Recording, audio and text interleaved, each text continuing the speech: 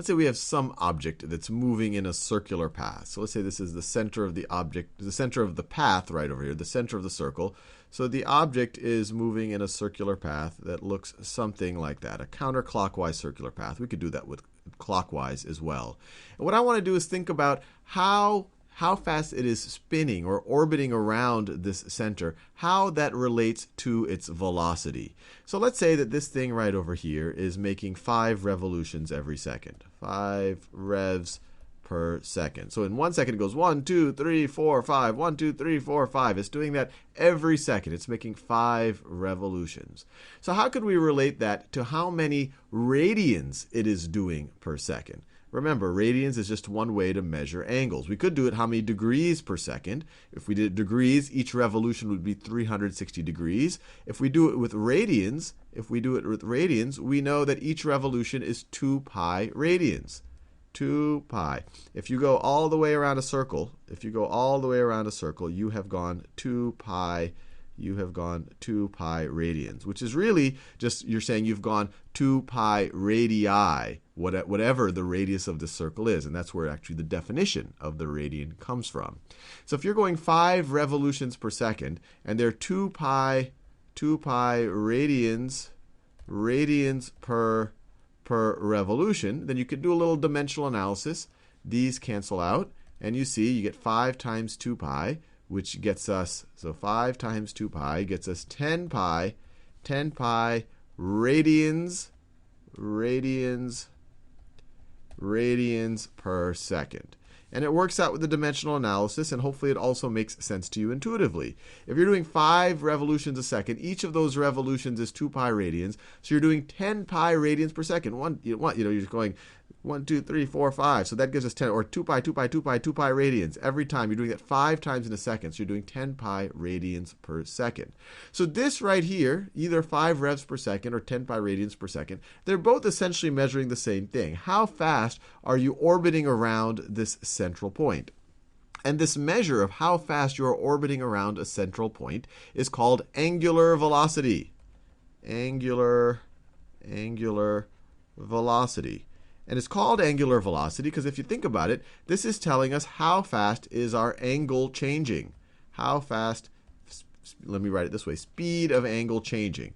And when you're dealing with it in 2 dimensions, and this is typically, at least in an early physics course, how we do deal with it, even though it's called angular velocity, it tends to be treated as angular speed. It actually is a vector quantity, and it's a little unintuitive. The vector is actually popping out of the page for this. It's actually a pseudo-vector, and we'll talk more about that in the future. So it is a vector quantity, and it is dependent, the direction of the vector is dependent on which way it's spinning. So for example, when it's spinning in a counterclockwise direction, there is a vector, the real angular velocity vector does pop out of the page once you start thinking about operating in 3 dimensions. And if it was going clockwise, if it was going that way right over here, the angular velocity vector would pop into the page.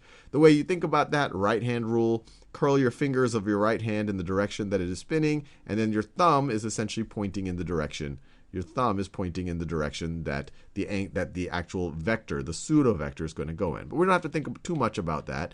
For our purposes, when we're just thinking about a 2-dimensional plane right over here, we can really think of angular velocity as the official term is a pseudo-scalar, but we can treat it as a scalar quantity as long as we do specify which way it is rotating.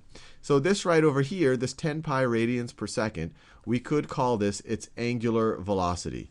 And this tends to be denoted by an omega. A lowercase omega right there. An uppercase omega looks like this. Lowercase omega is what people tend to use for angular velocity. So there's a couple of ways that you could think about it. You could say angular velocity is equal to change in angle over a change in time. So for example, this is telling us 10 pi radians per second. 10 pi radians per second. Or if you wanted to do it in the calculus sense, if you want to say instantaneous angular velocity, and don't worry about this if it doesn't make a ton of sense to you, but this is just instantaneous angular velocity, it would be the derivative of your angle with respect to time, how the angle is changing with respect to time. Now with that out of the way, I want to see if we can see how this relates to speed. How does this relate to the actual speed of the object?